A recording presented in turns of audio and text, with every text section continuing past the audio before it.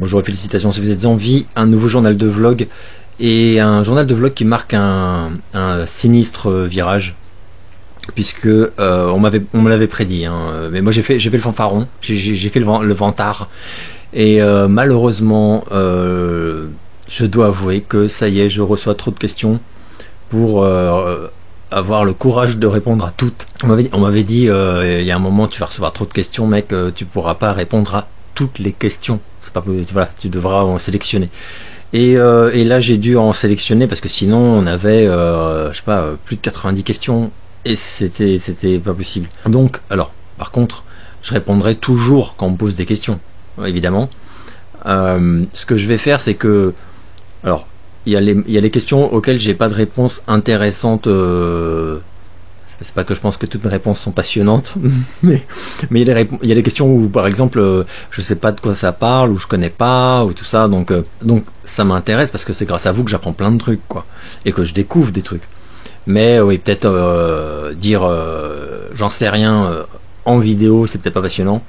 Donc celle-ci, voilà, peut-être. Et puis des questions aussi que je reçois régulièrement, de plus en plus, qui m'ont déjà été posées par le passé. Donc j'imagine que ce sont des personnes qui ont rejoint la chaîne récemment, et qui voilà n'ont pas eu le temps de rattraper tous les journaux de vlog, et on les comprend.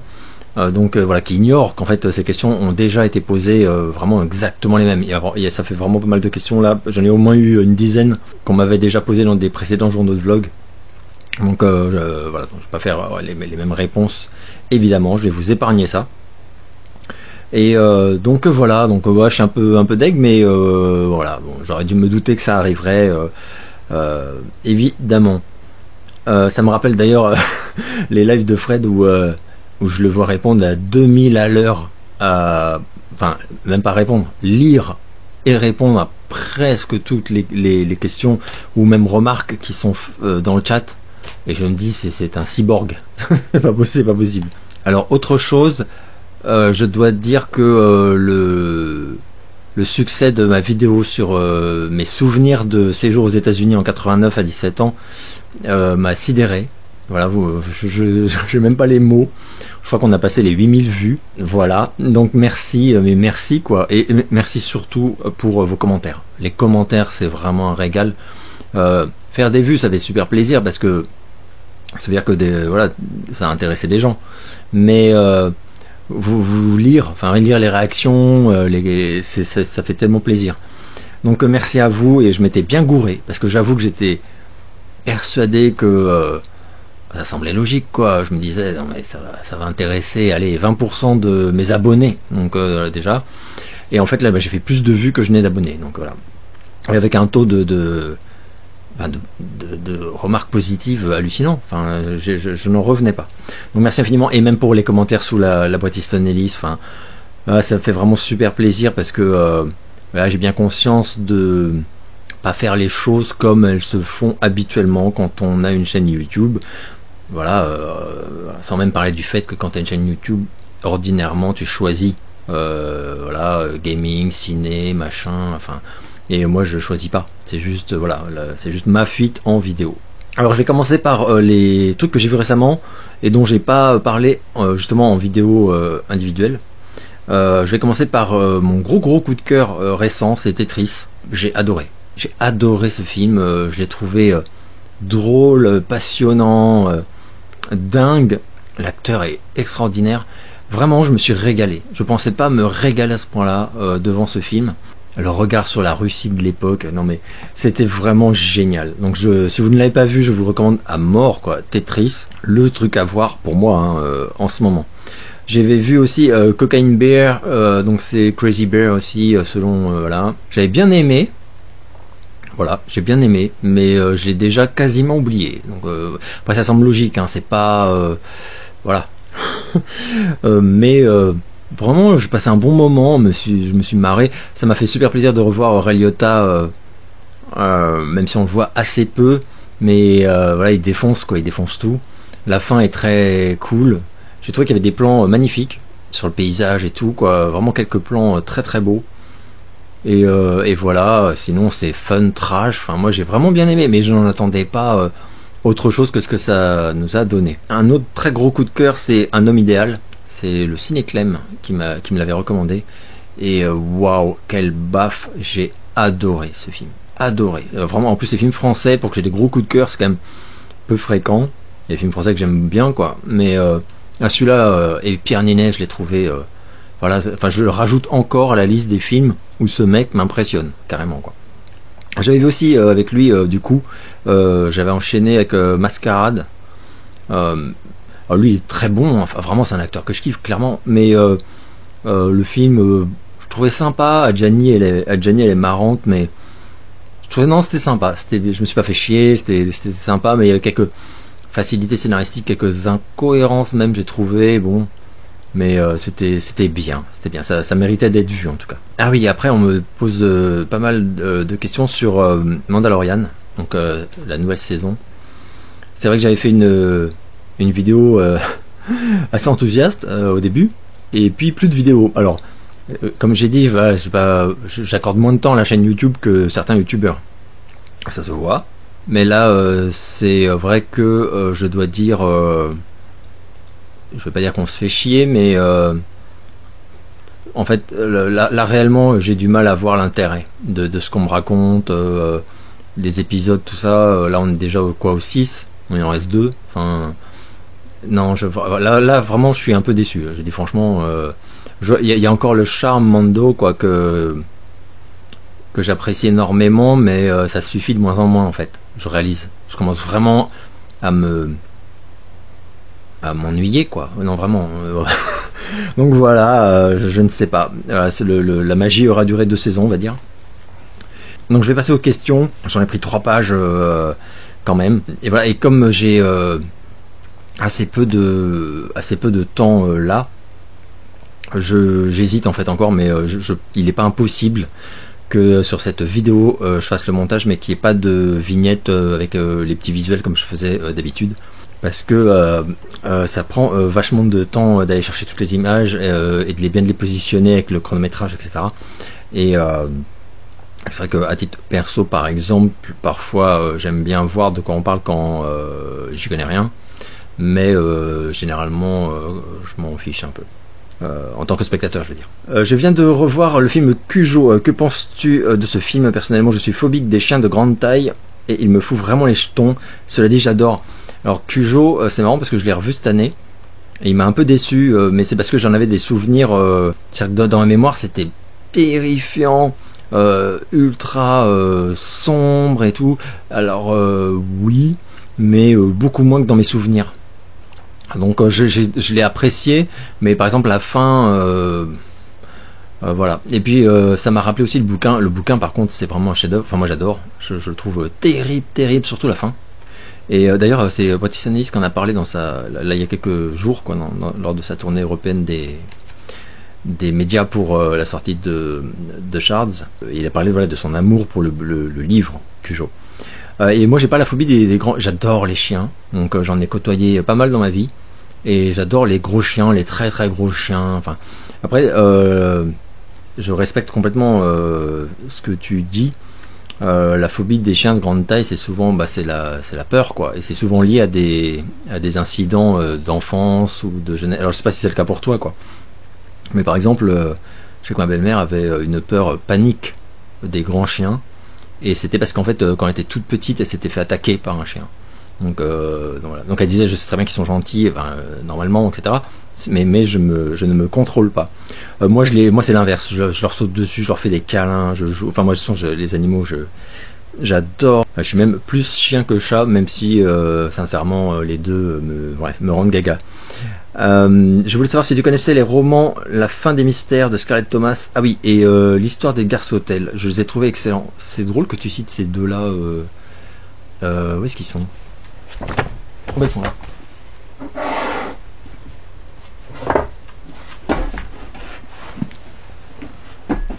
Hop. Donc ça c'est La fin des mystères. Et ça c'est l'histoire d'Edgar Sautel. Alors ça c'est vraiment chef-d'œuvre. Celui-ci, si vous l'avez pas lu, je vous le recommande à balle. Il avait d'ailleurs été encensé de mémoire par Stephen King. C'est vraiment un livre bouleversant et magnifique. Donc oui, bah donc je les ai lus et je les ai, enfin comment dire, je les ai adorés, mais enfin ils m'ont vraiment marqué. Enfin, surtout Edgar Sautel. Mais les deux sont excellents. Que penses-tu des groupes de rock féminin? Personnellement, j'adore The Runaways, L7, un groupe plus récent m'a complètement influencé. Il s'agit du groupe américain de Donnas. Ouais, je connais aussi. Elles font du rock qu'on voit. Alors The Donnas, j'ai un seul album. C'est celui où sur la pochette elles sont dans une chambre avec, il y a même dans le livret il y a même un poster de Freddy au mur qui est excellent. Je sais pas comment il s'appelle mais il est génial ce disque. Là les groupes que tu cites, L7, si tu as vu ma vidéo sur le heavy metal, t'as vu que j'ai tous les albums, donc j'adore. Et il y a même il y a Girls School aussi. Girls School j'aime pas tout mais j'adore le son. Voilà. Et rock au féminin, je pense aussi à Joan Jett. Donc j'ai pas mal d'albums et que j'aime vraiment énormément. The Runaways, j'aime bien Cherry Bomb, mais à part ça, je suis pas grand fan. Des chansons, voilà, c'est que. Et Lita Ford, j'ai un ou deux albums, mais pareil, pas très fan. Après, je pense, enfin, tu dis, alors, est-ce que c'est vraiment rock pour moi ou ouais, enfin, d'une certaine façon, mais les vieux, j'allais dire, mais le premier album de Kim Wilde, par exemple, le tout premier. Fait avec son frère et tout, là celui-là il déboîte, et Kim Wilde, j'adorais sa voix, enfin bon, bref. Que penses-tu du nouvel album de Depeche Mode? Pour ma part, c'est un petit bijou qui rend hommage à Black Celebration et Violator. Alors pour moi c'est une déception de plus, voilà. Je suis désolé, franchement, enfin je suis désolé, tant pis pour moi hein. Mais d'ailleurs j'ai remarqué un petit fossé entre les vieux dont je fais partie et qui ont adoré Depeche Mode à la grande époque, on va dire, voilà, dans les années 80, qui l'ont vécu, je veux dire, voilà, qui étaient ados et qui ont halluciné sur Music for the Masses, Black Celebration, enfin, après Violator, enfin, les voilà, que des chefs-d'œuvre à chaque fois, boum, avec des bombes et tout. Alors que j'ai remarqué que des gens qui sont plus récents, qui sont plus jeunes, sont beaucoup plus tolérants. Trouve l'album vraiment génial, très bon, et donc je ne sais pas quoi en penser. Moi je vraiment les arrangements, je suis toujours pas fan des arrangements quoi. Je suis déçu, enfin c'est pas le miracle n'a pas eu lieu quoi, voilà pour moi. Après sincèrement je l'ai écouté, il est bien meilleur que les précédents, enfin c'est le meilleur depuis longtemps. Voilà, mais je l'écoute pas, enfin j'écouterai pas, enfin voilà, j'ai pas accroché clairement, donc non. Es-tu en contact avec la génération 2000? As-tu un avis sur leurs centres d'intérêt musicaux ou cinématographiques? Comment leur inculquerais-tu le goût de la culture 80-90? Moi je ne crois pas trop qu'on puisse inculquer une culture par exemple musicale ou cinématographique antérieure à des jeunes en fait. Je pense que c'est à eux d'y aller.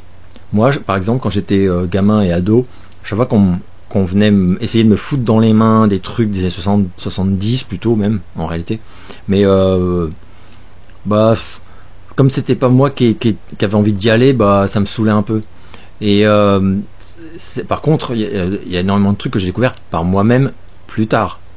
C'est plus tard que par moi-même je me suis pris les Doors dans la gueule, j'ai lu un milliard de trucs sur Jim Morrison, et voilà, puis ça l'a fait sur d'autres trucs aussi qui n'étaient pas de ma génération. Pareil pour le cinéma, Hitchcock, tout ça, c'est moi qui j'y suis allé par moi-même en fait. Et donc voilà. Après pour le reste, ouais, je suis en contact avec pas mal de gens de la génération 2000 carrément, donc on essaie même pas des millennials, c'est encore plus récent. Bah, par la chaîne déjà, et puis pas mal aussi par ma musique, des fans de Syndrome. J'ai des fans qui ont 15, 16, 17 ans. C'est pas la majorité, mais j'en ai. Et c'est super intéressant d'ailleurs parce que ils sont à la recherche de vraiment de sonorités 80s, en fait, et c'est eux par eux-mêmes en fait qui ils cherchent toute cette culture là et toutes les particularités de ces époques. C'est super intéressant. Donc est-ce que j'ai un avis sur leur centre d'intérêt musicaux cinématographiques? Non, parce que j'ai conscience que ceux avec qui je suis en relation, c'est un peu des cas. C'est des jeunes, mais tu vois, enfin c'est pas des jeunes qui écoutent ce qui trosse les ventes et tout. Enfin c'est pas des fans de Joule ou de, enfin bref, pas trop dire, mais j'y crois pas trop à à la formation culturelle. Vas-tu refaire des chroniques express de films? Non, c'est pas prévu. Soit j'en parle dans les vlogs où je fais les petites vidéos plus ou moins courtes. J'avais failli faire une petite fast cam là pour Tetris. Et puis j'ai pas eu le temps, j'avais d'autres choses à faire, donc je l'ai pas fait. Non, les chroniques express c'était fun, mais je suis pas nostalgique de ces vidéos là, j'avoue. Hein. Et on me les a, franchement on m'en parle jamais. Enfin, donc j'ai pas l'impression non plus qu'il y ait une demande que ça manque quoi, voilà. Vas-tu faire des vidéos sur tes livres préférés, lectures marquantes pour toi? Non plus. Après les livres j'en parle beaucoup, je trouve, hein. J'en parle régulièrement. Si vous me suivez depuis un petit moment, vous savez quand même grosso modo quels sont mes auteurs fétiches quoi. Alors, pour faire très vite, à part Bret Easton Ellis, je peux parler de Lovecraft, je vais regarder un peu la bibliothèque pour tricher, Edgar Poe évidemment, Lassner pour les mémoires, Houellebecq bien sûr, Stephen King, Jack Ketchum bien évidemment, tout Jack Ketchum, Gregory MacDonald pour toute la série des Fletch, et après Jason Starr, David Goodis, John Fante, Antonin Artaud. Il y en a après, il y en a beaucoup d'autres, mais Richard Matheson. Et d'ailleurs pas que les nouvelles ou récits fantastiques, mais également les polars. Et il a écrit quelques polars qui sont incroyables, Richard Matheson. Alors par contre faut les chercher, je crois que on les trouve qu'en occasion, mais c'est de la balle. Où en étais-je? Quelle est ta période préférée dans la discographie d'Indochine? Période préférée, moi j'aime beaucoup la période 3 et aussi les années 80 et fin des années 80, vraiment c'est sans doute là-dedans que je trouve les chansons que je préfère. Après j'adorais vraiment les arrangements de cette période-là, c'est-à-dire les méga tubes du début des années 80. Parce que c'est tous les sons que j'adore, et j'adorais aussi le côté tête à claque du chant assumé à mort quoi, de Nicolas. Je trouvais ça punk, en fait, je trouve ça super punk, le côté vous emmerde quoi, je vais chanter comme ça, je trouvais ça génial, et je trouve encore ça génial.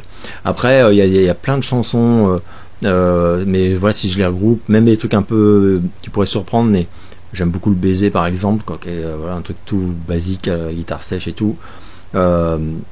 Punishment Park, pour moi c'est un chef-d'œuvre. Voilà, enfin on reste dans une période quand même. Après honnêtement j'ai adoré le dernier album 13. J'avais pas trop kiffé celui d'avant, c'est très personnel hein, mais Black City Parade. Mais bon, ça reste pour moi vraiment ça reste très intéressant à chaque fois, et quand même qualitativement très supérieur à tout ce que j'entends en France, de très loin.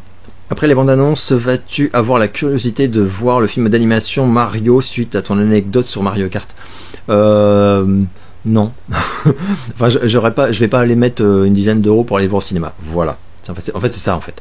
Maintenant, quand il sera sur le net, je pense que je le regarderai parce que je suis curieux et que je peux être bon public.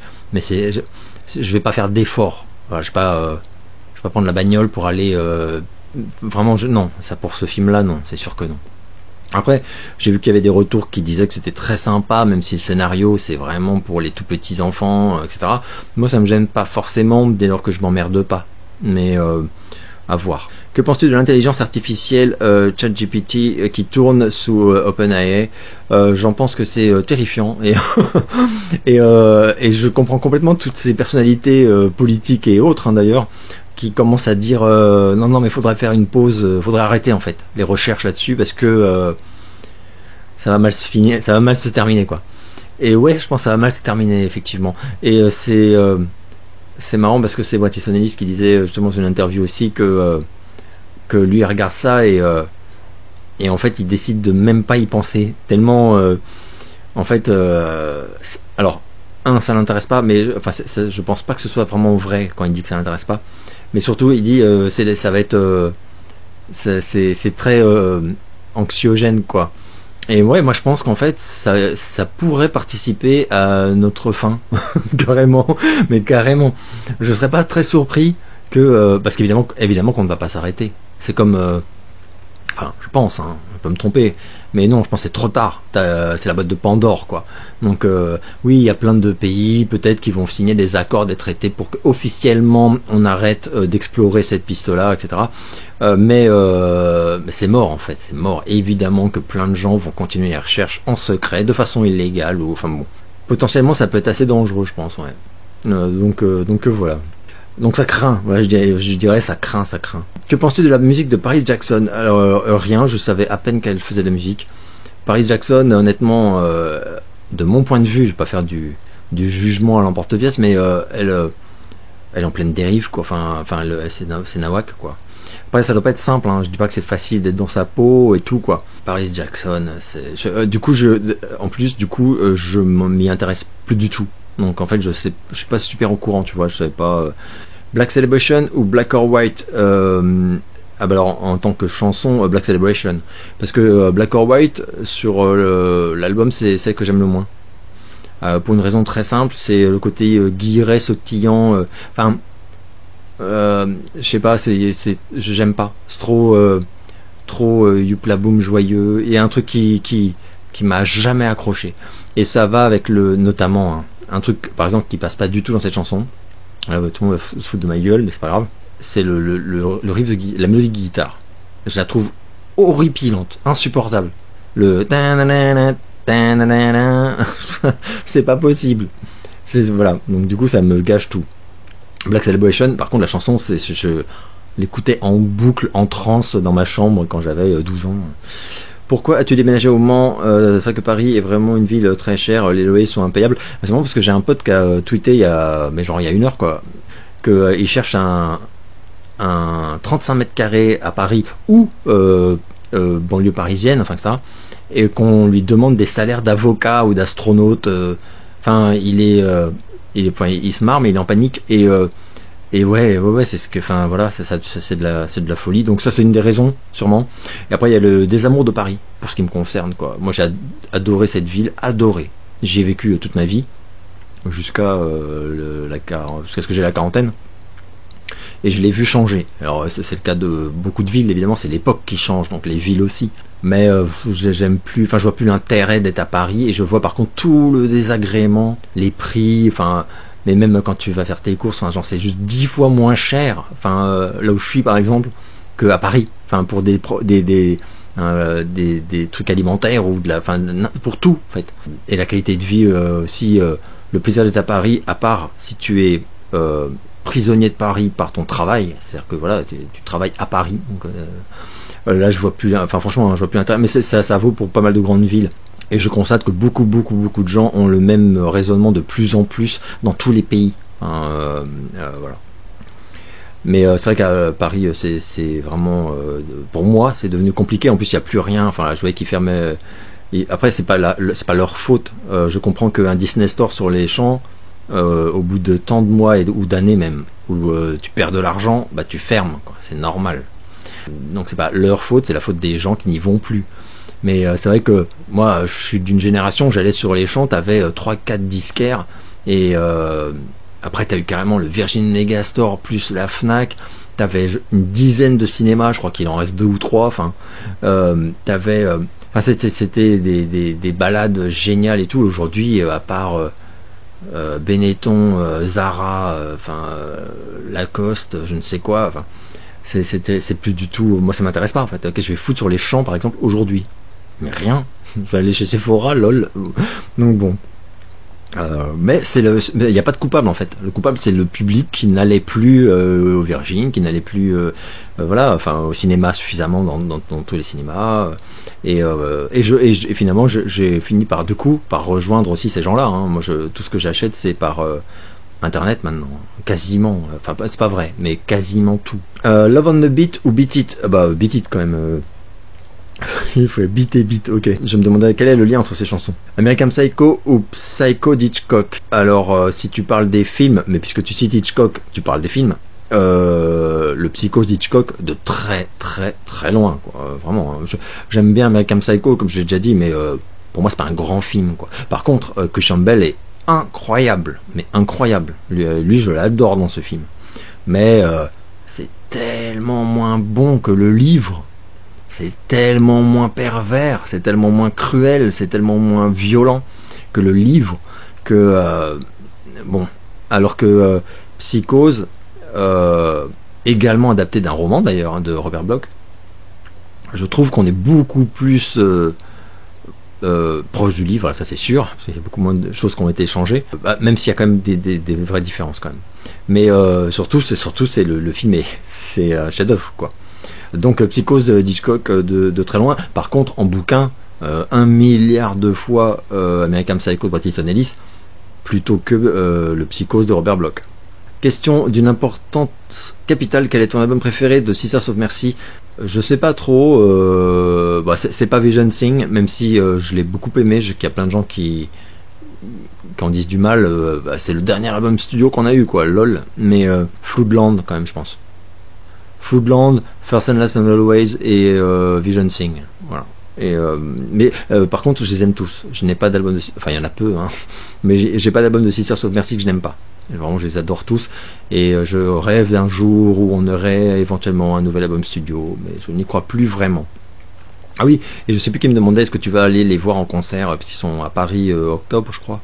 Et oui, parce que je suis bête hein, et maso, parce que je sais que ça va être mauvais hein. C'est très mauvais sur scène depuis très longtemps, il y aura pas de miracle.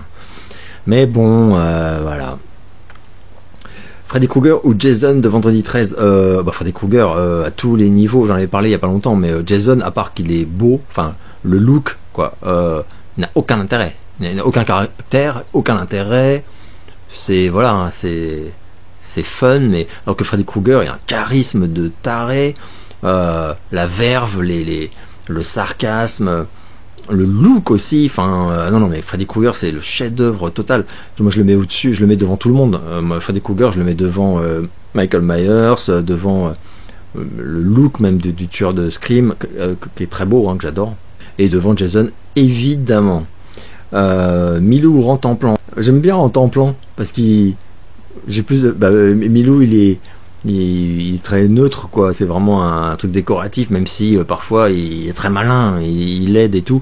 Rantanplan il me faisait marrer dans les Lucky Luke parce que il est con mais touchant, attachant, drôle, et puis aussi que les pensées, enfin non, Rantanplan. Après j'aime beaucoup les vieux Lucky Luke et parce que on me reproche souvent de ne pas parler assez de bande dessinée, mais quand j'étais gamin évidemment j'ai eu les deux, tous les Tintins, tous les Lucky Luke, les vieux donc hein, je parle pas de quand ça a été repris et tout, et dans des styles extrêmement différents. Ce sont deux bandes dessinées que j'aime vraiment beaucoup, où j'ai de très chouettes souvenirs. Qu'as-tu pensé de la collaboration entre Duran Duran et John Barry? J'en ai parlé dans le live que j'ai fait avec le Captain Crochet sur Duran Duran. J'en ai parlé, alors j'ai fait des éloges de dingo quoi sur cette collaboration quoi, qui a abouti à un chef-d'œuvre pour moi, et même la meilleure chanson de tous les James Bond quoi. Team Jerry Bruckheimer ou Team Joel Silver? C'est intéressant d'opposer deux producteurs comme ça.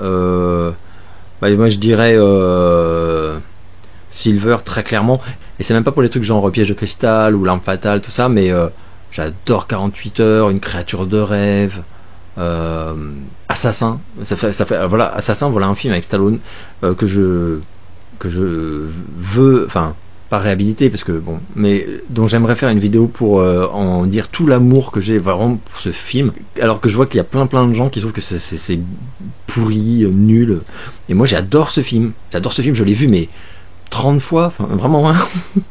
Je trouve que Banderas il défonce, Julianne Moore elle est parfaite, l'intrigue ça va à 1000 à l'heure, c'est génial, les tensions à la fin devant la banque, mais j'ai adoré. Je comprends même pas les gens qui disent oh non mais vous êtes fous. C'est génial, Assassin. Donc voilà, bon. Après, il y a aussi Demolition Man, qu'on lui doit. Non, voilà, non, mais il y a trop de films que j'ai adoré, alors que Bruckheimer beaucoup moins, mais alors c'est même pas comparable en fait. Est-ce que George Lucas ne serait pas que le réalisateur d'un seul film? Malgré tout ce qu'il a réalisé, il est étiqueté à vie. Complètement. Puis en plus là maintenant c'est un joyeux retraité, donc mais tant mieux, enfin tant mieux, pas tant mieux, mais pour moi George Lucas, qu'il a fait hors Star Wars, c'est pas fifou hein. Je dis sincèrement, mais non, le peu qu'il a fait hors Star Wars. Après honnêtement, quand t'as accouché de ça dans ta vie quoi, ça va quoi. C'est pas, c'est déjà bien. Tupac ou Notorious Big. Intéressant comme tu n'écoutes pas de rap. Mais j'écoute du rap. C'est vrai que j'en parle pas souvent, etc. Et je suis pas un fan de rap au sens, voilà, c'est pas le style musical vers lequel je vais pour fouiner les nouveautés, les trucs comme ça, etc. Mais j'en ai beaucoup écouté à une période, fin 90, début 2000. Je mets un peu de côté les trucs que j'écoutais ado, qui sont proches du rap, mais qui sont plutôt hip-hop, machin, enfin, ou même funk, tout ça. Enfin, moi j'étais voilà, très fan de Run DMC, mais très très fan. Enfin, je les ai vus en concert dans les années 80.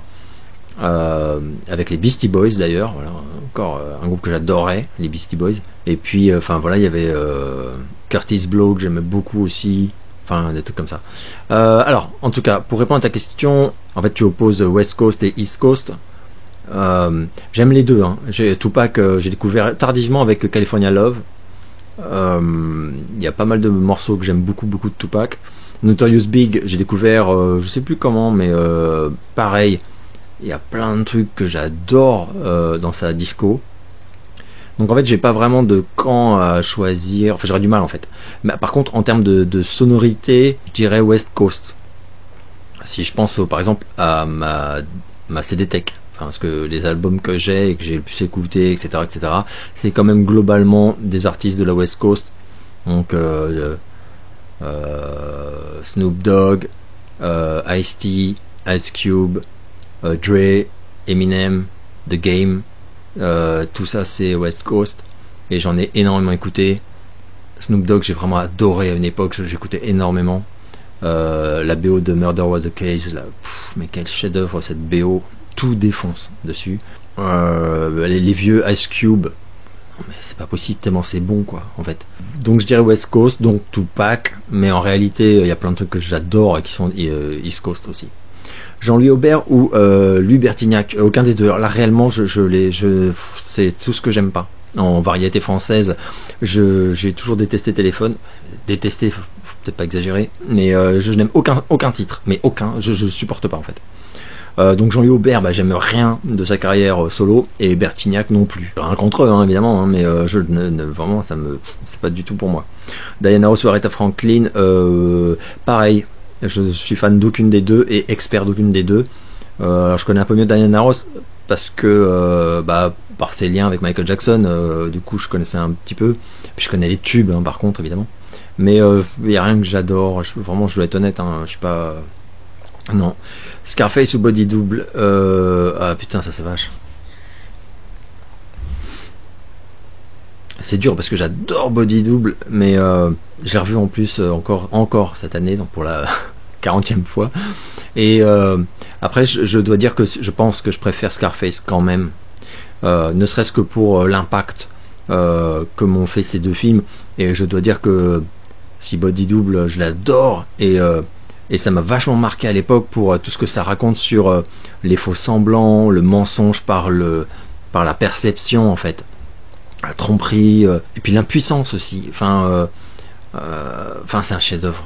Voilà. Enfin, pour moi, c'est un film on pourrait en parler pendant des heures et des heures de Body Double en fait, de tout ce que ça dit, quoi, de tout ce que ça développe en fait. Mais Scarface, c'est tellement beau et triste comme film. Voilà, je sais que tout le monde dit c'est violent, mais non, c'est pas ça que j'en retiens en tout cas.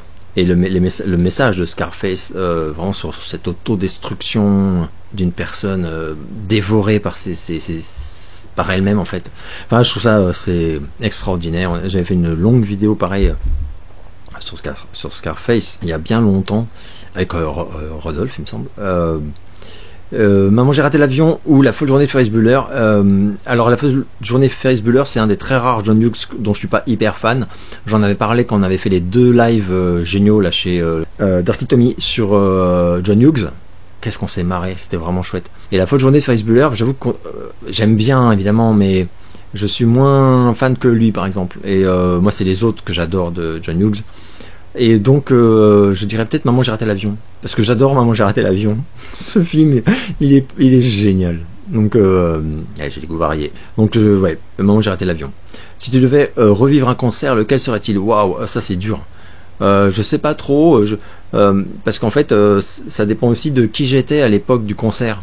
Par exemple, j'ai vu Prince sur scène à 14 ans au Zénith. Voilà un concert que j'aimerais revivre. Mais est-ce que je sais très bien que j'adorerais évidemment, mais je serais moins, j'aurais pas le même ressenti que quand j'avais 14 ans, où j'ai cru que j'allais m'évanouir quand il a apparu. Enfin, t'as l'adoration, l'euphorie, le truc lié à ta jeunesse, quoi. Donc revivre un concert passé, si je redeviens celui que j'étais à l'époque, je dirais peut-être Prince quand même. Et même s'il y en a eu plein d'autres que j'ai adoré, mais adoré. Notamment Nine Inch Nails au Bataclan, mais parce que revivre d'anciens concerts, mais avec l'homme que je suis devenu au jour d'aujourd'hui, ça m'intéresse peut-être un peu moins. C'est une super question. Je viens de me refaire à American Psycho. Tiens, encore une question sur American Psycho. Pour la je ne sais combienième fois, je comprends pas, j'ai l'impression de le redécouvrir tout le temps. Il me rend amnésique. Est-ce que ça t'arrive aussi sur certains films? Si oui, lesquels? Ne penses-tu pas comme moi que Christian Bale aurait fait un très bon Joker? Avec toute cette folie qu'il dégage dans ce film. Alors j'ai pas d'exemple particulier de film où ça m'ait fait ça, j'avoue, sincèrement.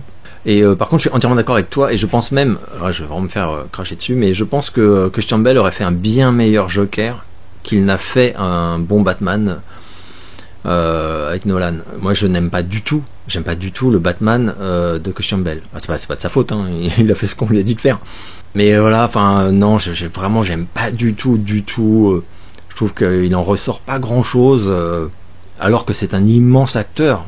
Un acteur vraiment c'est un de mes acteurs favoris actuellement, vivant, je veux dire, Christian Bale. J'adorais Le Machiniste, j'adorais dans 1 milliard de films, et dans American Psycho il est fabuleux. Mais en Joker, je pense que ouais, putain, mais grave quoi. En Joker, il aurait pu faire un truc de taré et vraiment flippos, je pense, en plus. Donc totalement d'accord. As-tu déjà lu Graham Masterton? Non, je n'ai jamais lu. Ah si, j'en avais lu un. La Cave? Non, putain, j'ai oublié le nom. J'en ai lu un, je le sais. Mais c'est tout. Ça, en fait, ça m'avait pas plu au point de poursuivre. Je sais il en a écrit une sacrée flopée des bouquins, mais faudrait peut-être que je m'y remette. Donc voilà. As-tu déjà vu le film Campus de 1986, pas très connu et pourtant bien avec du son de Dépêche Mode? Campus de 86, quand j'avais vu ta question, je suis allé checker parce que ça me disait quelque chose, j'ai reconnu l'affiche immédiatement. Donc je l'ai vu à l'époque, ça c'est certain, mais j'en ai aucun souvenir. Mais aucun souvenir. Donc je l'ai récupéré et je vais me le refaire un de ces soirs. J'ai vu que les critiques sont très dures envers lui, mais bon, c'est pas ce qui me fait peur du tout. Il y a des films que je vénère et qui ont des critiques de merde. Ou en tout cas tout à fait injustifié de mon point de vue. Quelle bande dessinée as-tu appréciée et en lis-tu encore? Bah non, j'en lis plus, vraiment. Je ne peux pas dire que je lise de bandes dessinées. C'est vraiment pas... non. Et lesquelles j'ai appréciées, alors c'est vraiment lié à l'enfance, ça va vraiment pas passionner tout le monde. J'adorais les Franck Margerin, si quand même.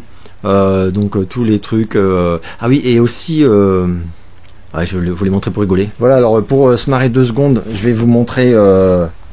tous ces trucs là, ça j'adorais ce genre de BD par exemple. Hop. Ah putain.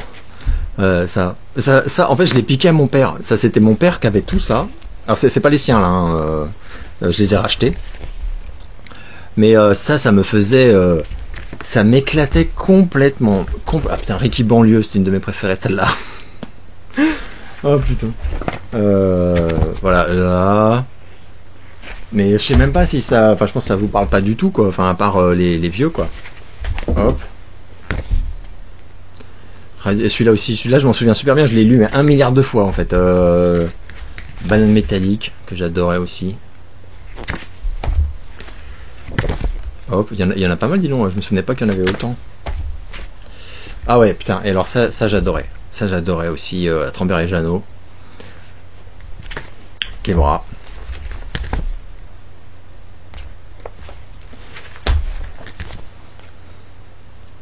Sonar des étoiles. Voilà, donc tout ça, voilà, ça c'était des... Ça, j'espère que le micro ça va aller. Ça c'était des BD que je surkiffais. Et alors, à part ça, dans un registre plus normal, je lisais énormément de comics. Donc, fin des années 70, surtout les Batman, les Spider-Man, Iron Man. Vraiment, ça, je lisais tout le temps. Et donc en bande dessinée encore plus classique, Gaston Lagaffe, quand j'étais petit, j'adorais. Les trucs comme tous les gamins. Spirou et Fantasio, je trouvais ça super quand j'étais petit. Ça m'éclatait complètement. Je crois que la série que je préfère, et d'ailleurs je les ai pas tous parce qu'il y en a énormément et j'en avais beaucoup emprunté à mon pote Hervé qui lui les avait tous, et j'en ai racheté quand même pas mal, j'en ai avoir une grosse vingtaine, mais c'est pas beaucoup sur tout ce qu'il y a. C'est les tuniques bleues. J'adore les tuniques bleues, je sais pas pourquoi. J'adore l'esprit, tous les aventures, j'adore les tuniques bleues, je trouve ça génial. Donc voilà. Que penses-tu des clips de Rammstein qui sont pour moi hyper classe? Ouais, les clips de Rammstein sont hyper classe. En tout cas, ils l'étaient jusqu'à un certain moment. J'ai pas trop fait Rammstein, j'ai un peu décroché parce que c'est tout le temps pareil. Alors, ça me gêne pas quand c'est tout le temps pareil. Moi, il y a plein de groupes que j'adore et c'est tout le temps pareil. Et c'est pour ça que je kiffe. Mais d'une certaine façon. Mais Rammstein, je m'en suis détourné. Il y a aussi eu le fait que Rammstein a commencé à faire de plus en plus de choses drôles. Moi, j'aimais bien au début Rammstein parce qu'au tout début, donc à l'époque de Lost Highway, quand on a tous découvert grâce à David Lynch, parce que il y avait un côté dangereux, pas dangereux, mais ça rigolait pas du tout quoi. Rammstein, c'était vraiment, c'était violent, c'était bourrin. Il y avait un truc, waouh, c'était voilà, bref.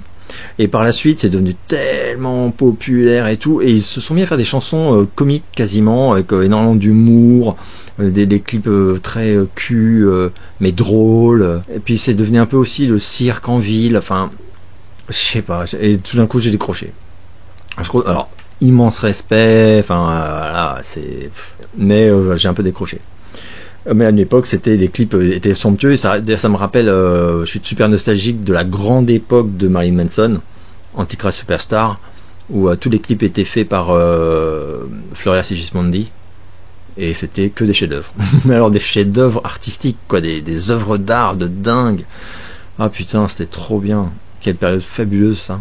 Si tu ne devais emporter sur une île déserte qu'une seule chanson et un seul film, que choisirais-tu? C'est inhumain, mais ça c'est des questions de sadique. Alors une seule chanson, non mais c'est pas possible en fait.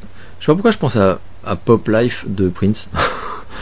Mais alors que il y a forcément plein d'autres que je préférerais quoi, mais je pense à Cure aussi. Non mais en fait une chanson, mais c'est pas possible, ce n'est pas possible. Et un seul film, je te déteste. Je sais plus qui a posé, je sais pas qui tu es, mais je te déteste. Le mec qui crée du drama, tu sais. Putain, en ce moment les dramas, oh là là. Bref. Donc en fait, je suis désolé, je ne peux pas répondre. As-tu vu la série The Terror disponible sur Prime Video? La saison 1 est vraiment excellente. La saison 1, je la vénère. On en a parlé chez le copain Fred justement des Toilettes des Poils de The Terror parce que moi c'est un des plus gros chocs que j'ai eu ces dernières années. Alors ça commence à faire quoi, 4-5 ans la première saison. Mais c'était une tuerie. Mais pour moi c'est comme un film de je sais pas combien d'heures quoi. Mais c'est un chef-d'œuvre, The Terror, la première saison. Et d'ailleurs j'étais fou de rage quand j'ai regardé la saison 2 qui donc n'a rien à voir. Donc je précise pour ceux qui connaissent pas du tout, c'est des histoires qui n'ont rien à voir avec des acteurs différents. Voilà. Le seul point commun c'est la terreur entre guillemets, le thème de la terreur. Mais c'était nul saison 2 quoi. Donc voilà, la saison 1 je suis d'accord, c'est au-delà d'excellent pour moi, vraiment c'est une merveille. J'ai envie de la revoir, mais comme un film en fait, c'est comme vraiment. Que penses-tu de la comédie horrifique House de 86? Je l'avais vu à l'époque en 86, j'étais allé le voir au ciné et j'avais vachement aimé, et je l'ai revu plus tard et j'ai trouvé ça, j'ai pas compris en fait, je trouvais ça très nul. Mais c'était il y a un petit moment maintenant, hein, donc faudrait peut-être que je le revoie. Alors j'avais vu House 2, parce que je sais qu'il y a le 3, le 4, mais le 2 je l'avais revu et ça c'était nul, ça c'est sûr c'est nul. Mais après il y a des films nuls des années 80 et que moi j'adore quand même, donc en sachant que c'est médiocre, mais House, j'ai souvenir d'une énorme déception quand je l'ai revu, alors peut-être il y a 15 ans quoi. Il faudrait que je le retente. Voilà. Je me souviens que tu as dit que le film Highlander ne t'avait pas vraiment intéressé à l'époque, mais connais-tu la série télévisée dérivée avec Adrian Paul qui joue un cousin éloigné immortel du héros du film? dans une autre continuité. Ouais, je me souviens très bien de cette série et j'ai pas du tout aimé non plus. Je sais pas pourquoi, hein, mais vraiment c'est comme le film. Voilà, non, Highlander au ciné ou à la télé, j'ai pas aimé du tout. J'ai pas accroché. Je ne sais pas pourquoi. Team John Lennon ou Paul McCartney, de ouf. John Lennon, j'ai jamais été, ça m'a jamais intéressé, jamais été fan. J'ai conscience de son importance colossale au sein des Beatles. Il y a des chansons que j'adore des Beatles. Les chansons solo de John Lennon, il y en a aucune que j'aime. C'est très personnel, hein. Je dis pas que évidemment il y a des chefs-d'œuvre dedans, mais il me touche pas. Enfin, c'est pas, j'aime pas. Donc, alors que Paul McCartney, il y a plein de trucs que j'ai adoré de lui, y compris d'ailleurs dans sa carrière solo post-Beatles. Et ouais, lui vraiment, alors sans être fan à mort non plus, mais c'est un immense auteur, compositeur, interprète de dingue. Et d'ailleurs, j'avais beaucoup aimé son album studio sorti très récemment, qui s'appelait New, et dessus il y a des titres, mais c'est des titres de dingue. Moi ça m'avait, mais même au niveau des arrangements, c'est hyper moderne. Les mélodies sont incroyablement inspirées. Enfin, j'ai trouvé ce disque très très bon, hein, mais très très bon. Il m'a vraiment mis une baffe. Donc Paul McCartney, respect inouï quoi. Avec qui Syndrome voudrait faire un duo entre Kermit la grenouille et Casimir. Ah putain. Bah, je pense que je choisirais Kermit parce que Casimir il est trop mignon et il est trop naïf, il est trop. Voilà, Syndrome c'est comme un truc de. Voilà, c'est pas pour Casimir. Alors que Kermit, on l'a bien vu dans le Muppet Show, il peut être vraiment un sale crapaud, quoi. Vraiment, hein, vraiment. Il aime bien se moquer des gens et tout. Donc je pense que il aurait plus sa place dans Syndrome. Team I Can't Help It, Lady in My Life ou Liberian Girl. Donc ouais, de MJ. Donc je dirais I Can't Help It parce que Lady in My Life j'aime bien, Liberian Girl aussi un peu moins, c'est ça que j'aime le moins des trois, mais I Can't Help It j'aime beaucoup. Donc voilà, Team We Are The World, Man in the Mirror, Will You Be There ou Cry. Man in the Mirror de très loin, pour moi elle domine largement. Bon, Cry c'est vraiment pas une chanson que je trouve fabuleuse. Will You Be There c'est très beau, We Are The World c'est une magnifique chanson, vraiment hein, très très belle. Mais Man in the Mirror c'est là par contre là je sais plus quand je disais ouais mais c'est pas du grand Michael Jackson pour moi et tout, bah là Man in the Mirror pour moi c'est du très grand Michael Jackson quoi. Team Magnum, PI ou Miami Vice, alors deux séries que j'adore et deux séries dont j'ai l'intégralité en DVD, ce qui est pas il y a plein de séries que j'adore mais que j'ai pas non plus acheté en DVD l'intégrale pour autant quoi. Ben ces deux-là je les ai pensés vraiment ouais. C'est très dur de choisir parce qu'elles sont très différentes évidemment dans le ton, hein. Miami Vice c'est ultra sérieux etc.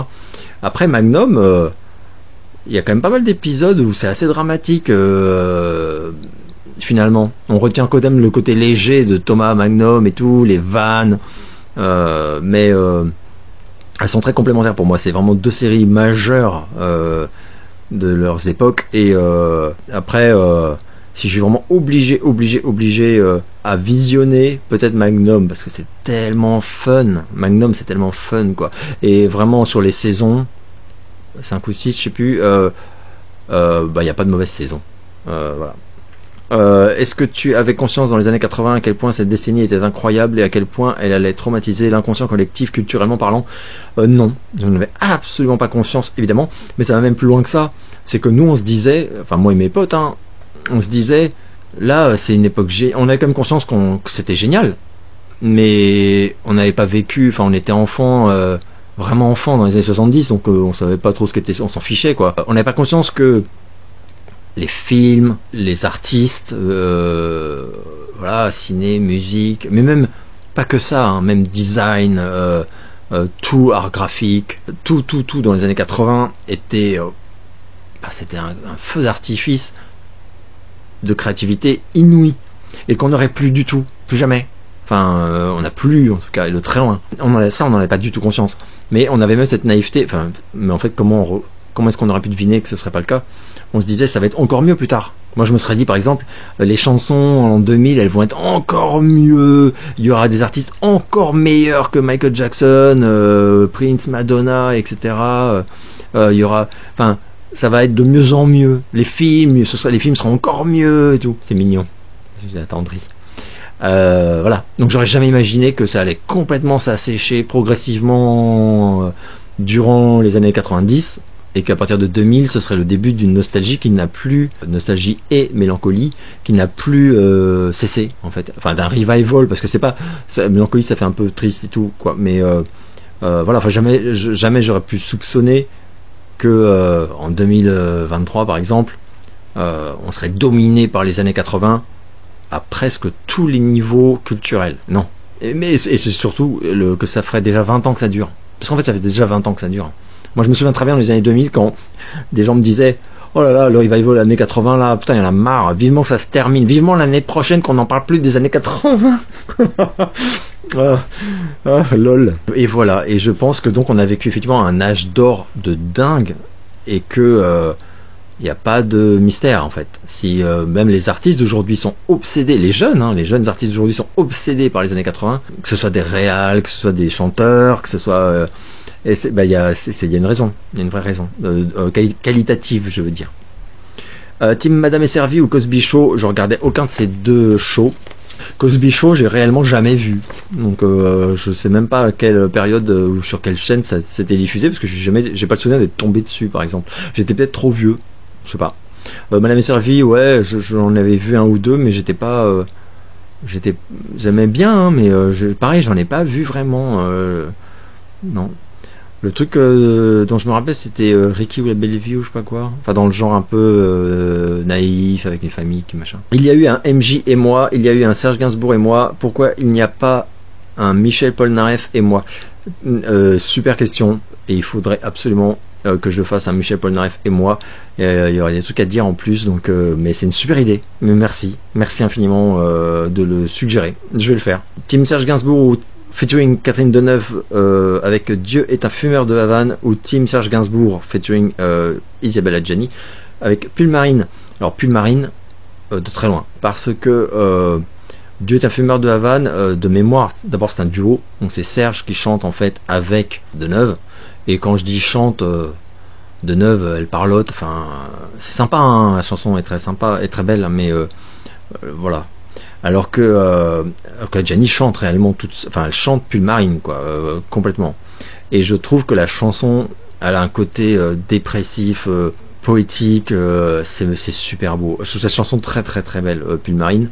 Et la voix d'Adjani, franchement, balèze. Donc pour moi tout est mieux, l'interprétation, la chanson en elle-même. Team Dali ou Basquiat. Alors je n'aime pas du tout Basquiat, je n'y suis pas du tout sensible, et pourtant j'ai fait des efforts à une époque, mais vraiment ça ne me parle pas du tout. C'est un peu comme la grande période de Picasso, alors que Dali, Salvador Dali, j'adore, mais j'adorais avant même de savoir que c'était Dali, que c'est donc quelqu'un qui machin.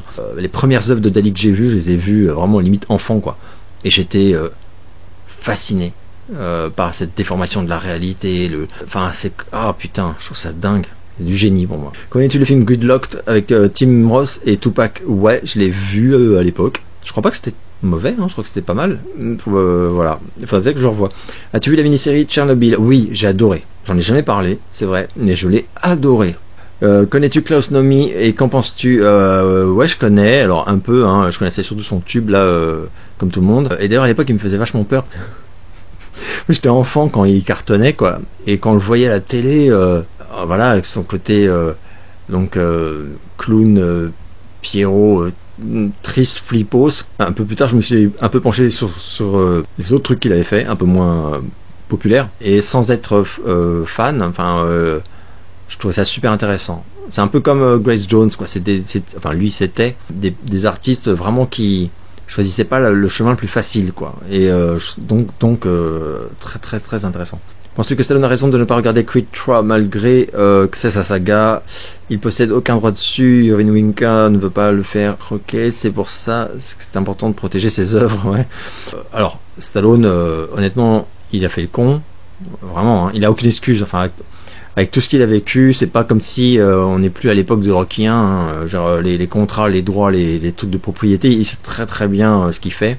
Après oui, franchement je comprends complètement, et tu vois, moi je l'ai dit, hein, j'ai vu le 1, j'ai vu le 2, si tu m'enlèves Stallone de Creed 1 et 2, je trouve que c'est deux films nuls. Enfin vraiment, je trouve que c'est deux films mais nuls, vraiment. Alors pas nuls dans le sens raté, mais nul dans le sens ça apporte rien, aucun intérêt. On n'a rien de plus que 1 milliard d'autres films sur la boxe. Enfin, et ce qui leur apportait quelque chose d'un peu fort émotionnellement et tout, c'était pas du tout le héros, mais les apparitions de Stallone, qui est exceptionnel.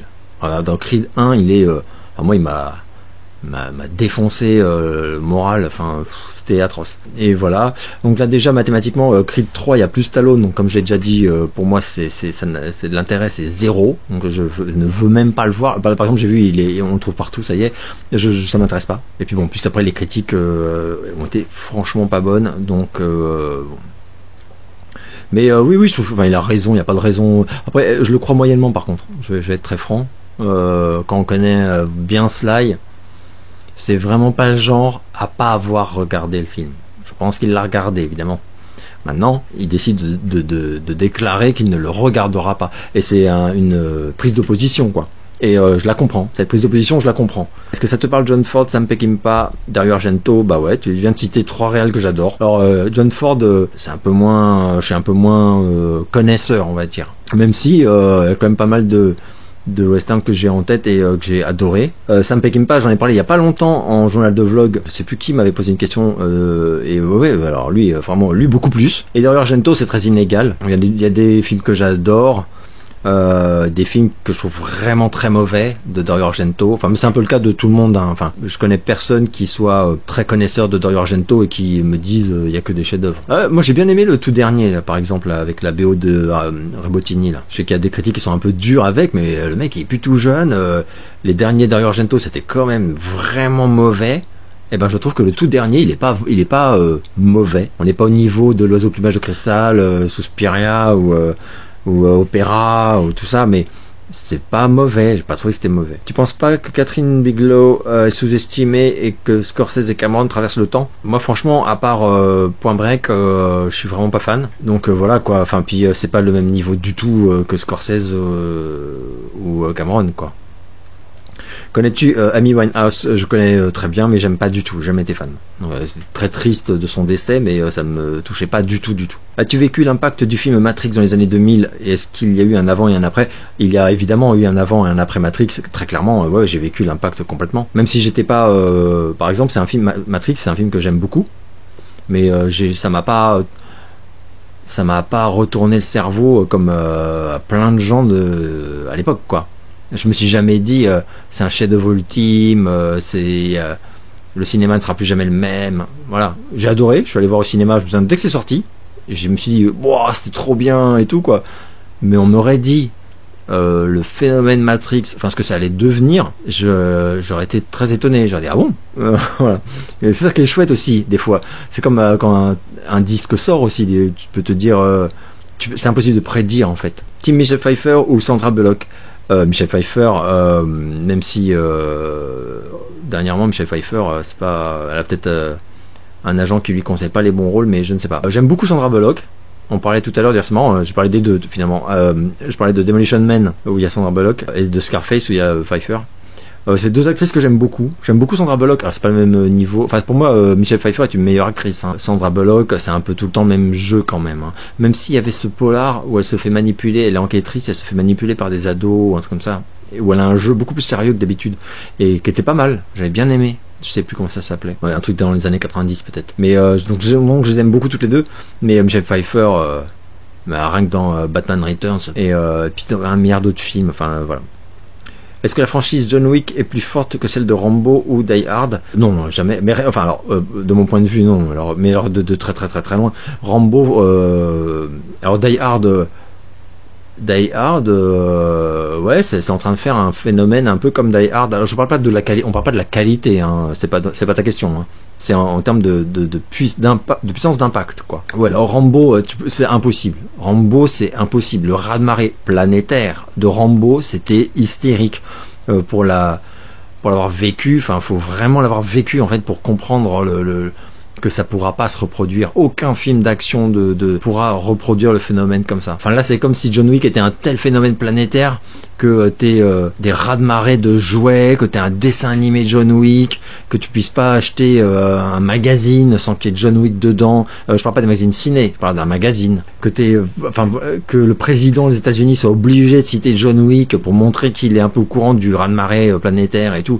Non, on n'en est pas là du tout, et très loin. C'est des films qui cartonnent, mais c'est pas voilà quoi. Rambo, c'était ça. Rambo, t'avais le président qui parlait de Rambo, t'achetais VSD, Télé 7 jours, c'était Rambo partout. Télérama, ils étaient obligés de faire un article sur Rambo. Enfin, c'était de la folie quoi.